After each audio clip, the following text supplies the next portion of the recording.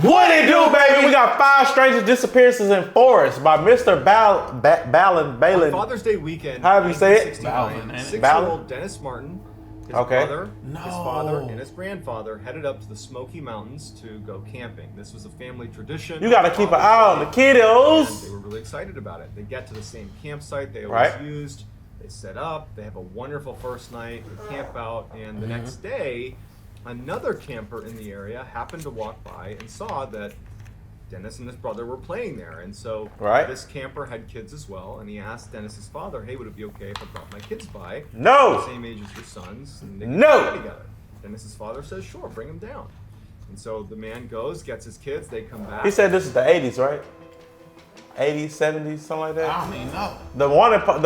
The missing poster look old. All the So, kids are playing but that would make sense. Now, That's why they did father that. would say that he had an eye on Yeah, Dennis it's the whole old. time. Old. He was just at a distance, but watching his son to make sure he didn't get lost.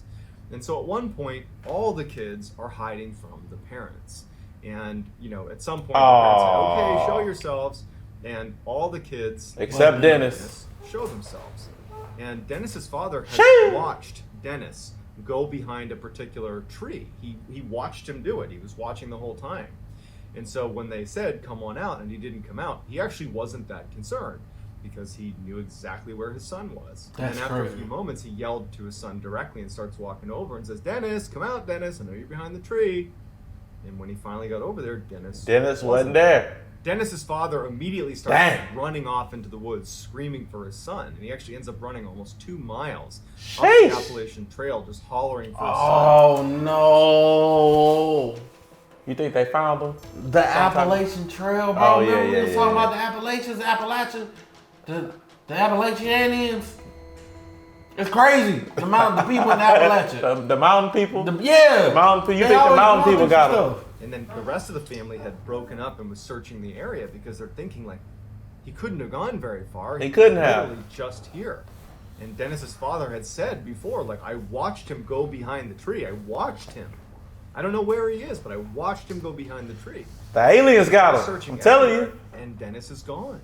They don't. So in the Appalachian Mountains, it's not aliens. It's Bigfoot. It's monsters, not Bigfoot. It's monsters. Like I thought it was people doing the incest thing. Nah, it's like what are they called? They're like werewolves. Wendigos, all of that. Okay. Like other stuff. We don't know. I don't know all the names, but it's some stuff like that. Okay. The biggest search in. And then also the people in Appalachia all believe in this stuff so heavy, they all got brooms over their doors. History ensues with 1,500 soldiers that included the Army Green Berets, so the Special Forces got involved. They are combing a 60 square mile plot. They're looking everywhere. They really cared about this missing boy. There's no trace. There's no scent. There is nothing connected to Dennis Martin anywhere. And so they go back to Dennis's father and they're like, you have to tell us what you saw. Again, this doesn't add up. If you were looking at the tree and he was right there, how is it that he is check the tree? What's the thing called in the Stranger Things? The Upside Down? He was in the Upside Down. No, Michael. Check the tree. This is real life. Check the tree. That was it. No one knows what happened. There's no closure. He's just gone, and they never knew what happened to him. Years later, when David Paulides was doing his research for Missing 411 and was researching the Dennis Martin case, he interviewed other families that had been at the campground at the same time that Dennis had gone missing. And one of those families was the Key family. And they had asked a park ranger where they could go on the campground where they might be able to see some bears. And so the park ranger said, be careful, but you can go over here to this campground, and you might see a bear. And so they head over there and they're looking for bears. And one of their children hears a scream, or thinks he hears a scream, and kind of directs the family to look in the direction of the scream. And from their vantage point, they could see up onto the side of this mountain. Ain't no way. They call it sparse trees all over the mountain, so you could kind of see in between the trees. And they saw what looked like a bear running along the mountainside, but with something slung over its shoulder. No. Except the interesting thing about this bear... Bears don't do that. Yeah, no. Bears don't do that. That wasn't a bear. My father was quoted as saying that it didn't really act like a bear. It was acting more like a human, the way it was. Yeah. It looked, hairy and like an animal, but it was running and dodging between trees. It was holding this, what looked like a child. That's Bigfoot. It acted almost like a human. That's scary. And so you have a bear man that has been spotted by the Keith. We need Scooby Bring Doo this up. and the gang. Investigators that are looking into the Unmask this man. And, obviously the Dennis Martin investigators, they don't take this seriously. They think that they're just, saying some ridiculous thing for attention or whatever it is. So, it never really was entered into the case with Dennis Martin. Yeah, look into it though. The missing 411 case is that it was ever connected. But That's there really was a crazy. family that claims to have seen a bear man carrying a child about an hour after Dennis Martin had gone Dang. in the same area where Dennis Martin. That's scary as hell. It's very scary. That's scary. That's as hell. very This is why I'll scary. never go camping. No. I was pre-ordering a vehicle and they asked if I wanted to upgrade to the camping set. I was like, hell no, What I did need you that. pre-order? It's an electric vehicle. It's called a Aptera. Aptera. How much is it? About 30 to 50, depending on the In one the you spring order. of 1952, 2-year-old Keith Parkins was playing with his siblings 2-year-old? outside his grandfather's ranch in Ritter, Oregon. And when the kids were all You gotta- called you in gotta to show have me that. lunch, Keith was nowhere to be found. And so the siblings and the family went out and did a This is cursory in the search 50s. for Keith.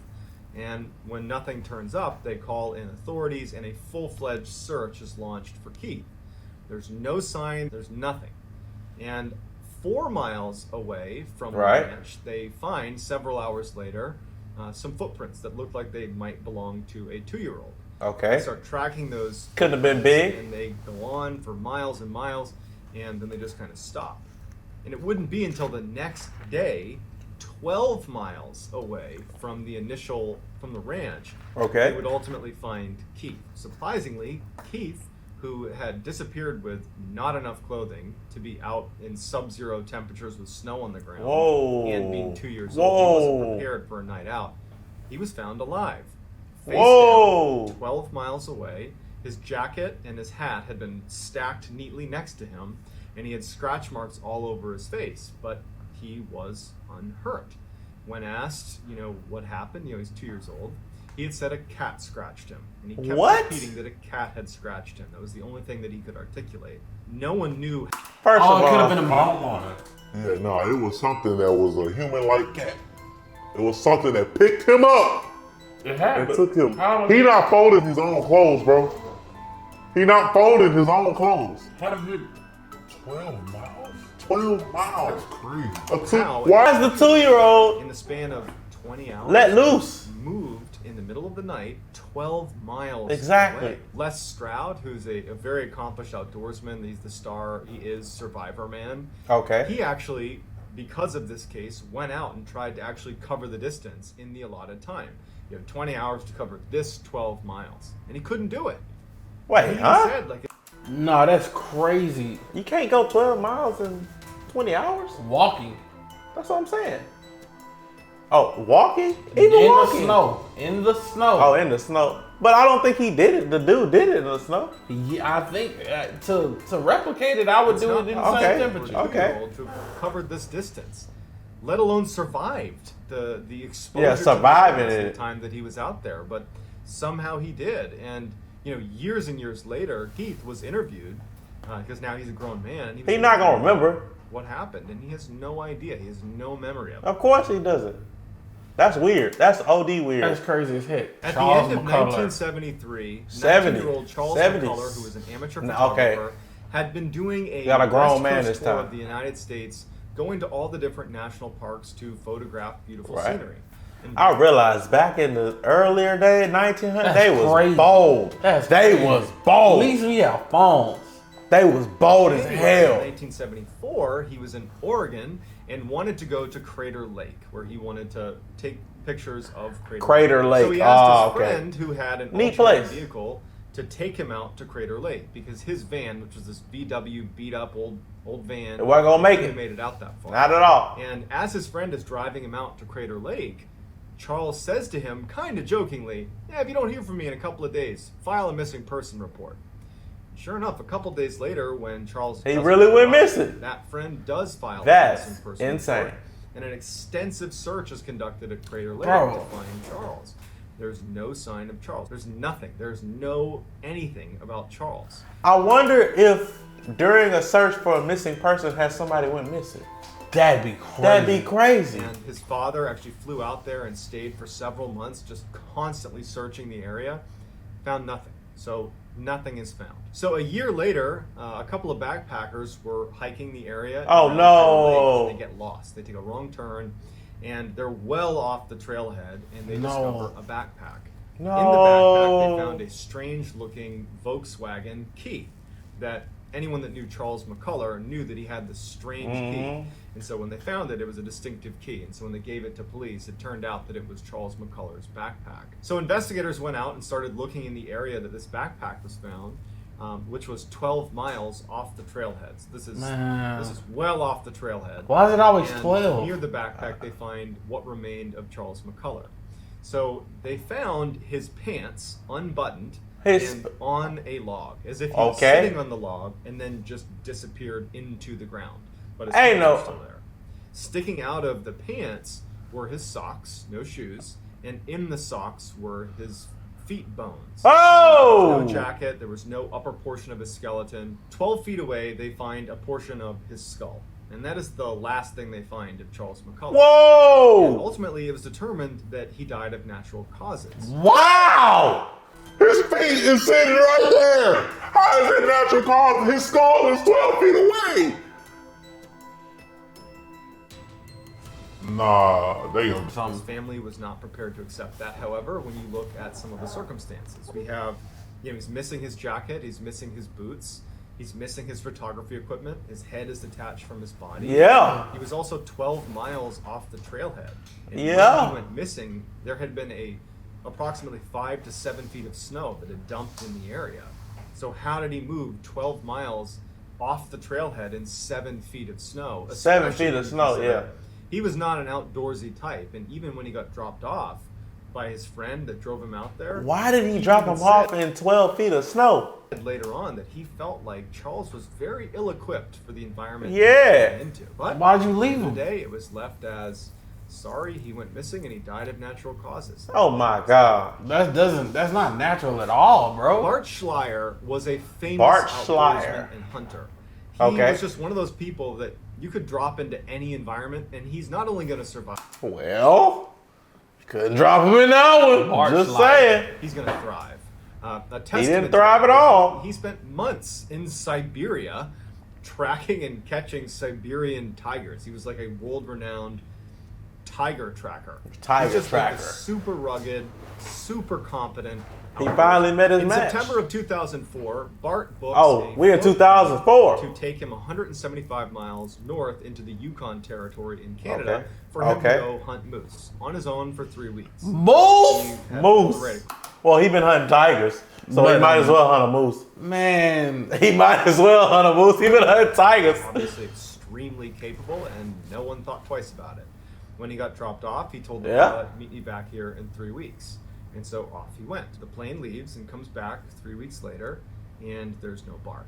Now, the pilot knew Bart was like a god in the wilderness, and so he wasn't really concerned, but he went over to where he had been told his campsite would be, and he found the campsite. And it looked like someone was still living there. It didn't look like it had been destroyed at all. And then near his campsite, he found a dry bag, which looked like it had an indent on it, where someone might have been sitting on it up against a tree. And then next to the tree was his bow and some arrows. And it looked like Bart. an area where a hunter might have been sitting to call in moose, but there was no Bart. Near the dry bag and the bow and arrow, they found Bart's teeth. Oh! A couple of shards of bone. Initially, Oh! well, a large predator must have snuck Whoa! up on Bart and eaten him. Whoa! Except there's a couple of huge problems with that theory. One, What? his friends at least would say, and people that knew him would say, he would never get snuck up on by a large predator. He was so accomplished in the wilderness. Nah, he got snuck up on by something. Nah, obviously. Because you gotta think about it. You gotta think about it. Tigers, they are some predators. They sneaky. And if a tiger couldn't sneak up on them, what the heck did? And something did. His teeth. Like he was always a step ahead of everything around him. So Obviously not. He's sitting there one day, and a bear would just happen to sneak up on him is pretty far-fetched. That's scary as hell. Also, That is. the area where his teeth and some of his bones were found, there was no sign of what they call a death struggle, where you're fighting for your life, you're smashing into everything. There's none of that. There's no marking on the ground or. I'm telling you, these aliens is crazy. Predator head. Nah, that's monsters, bro. Also, his camp had food out in the open, and if a large predator had come through, like a bear, after it finished with Bart, it would have raided the campsite. Yeah. It didn't. And so the way this was left was he was attacked and eaten by a predator. But nobody believes that because that wouldn't happen to Bart, and the circumstances around his campsite. It's kind of fishy. It's fishy. No, you just gonna leave us like that? But I ain't gonna hold you though. The thing with the national parks, I do believe some stuff going on with the national parks that we don't want to. We don't want to know about, and that they are hiding from us. That's why it's a protected area. Yeah, it's a protected area. And it's not protected to keep us out. It's protected to keep something in. Yeah. Christopher Thompkins. Christopher Thompkins was working as a surveyor. No, not a brother. No. Survey crew. In working 02? in Harris County, Georgia. And there were how many of them? Survey 4 crew man. that was working in Harris County. Oh, he was just doing his They were job. walking along this road spaced about 50 feet apart, all 4 of them. And Chris was the last one. No. And the third one in line would later tell investigators and police that as they were walking along the road, he would periodically turn around to just, for a quick second, make sure Chris was still there. And as they're walking along with no sound or any indication that anything's happened, he turned around, saw And he was Chris, gone. kept walking. A few minutes later, turned around, and Chris is gone. The third guy hails the other 2, and they go, and they're like, where did Chris go? They're looking down the road, like maybe he's stopped, man. maybe he stepped off the trail, but they can't see him. And they go back they start walking down the road towards where he would have been, and they find on the ground a pile of loose change and some of his tools that would have been in his pockets. He got snatched up that quick? He stuck in the barbed wire because there was a little barbed wire fence that was running the length of this road. Yo. One of his boots was stuck in the barbed wire, and there was nothing else. Something took him. Ain't no way. Come here. And it had to be Area, something big. Looking everywhere, there's no sign of him, and it didn't make any sense to the. But people through who barbed saw wire. him, especially the guy who was third in line, who was like, "I literally saw him a minute ago, and there's no way he could have gotten away without me hearing or seeing some indication." Yeah, you should have heard something. But there was no sign of him. He was gone. Gotta be aliens. I'm sticking to it. Aliens. Monsters, bro. They abducted people with monsters. tentacles and stuff. It's monsters, Investigation, they don't find any sign of him, and that's it. They're just like, yeah, he's gone. That's it.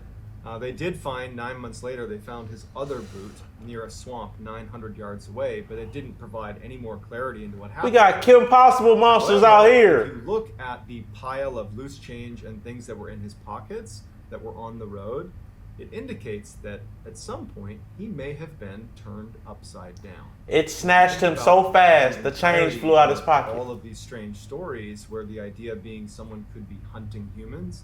Just Yeah. picture in your head Chris Thompkins walking along and something flipping him upside down, dumping the contents With no out, sound. and then being gone in a matter of a minute where no one can see where they're And you didn't hear the change hit he didn't hear That the change mug, hit the that mug ground. probably knocked him Knocked out. him out. Miggit! See, that's why if you ever go hunting, bring blinkies with you. Bring Blinky. These I'm 5 shooting. stories are just a Monster, if you out there, Right? pull up on me. Pull up on us. No. AR-15. No. We got blink. Yeah. I'm done. Yeah, we're No. fighting. No. We're fighting, Mike.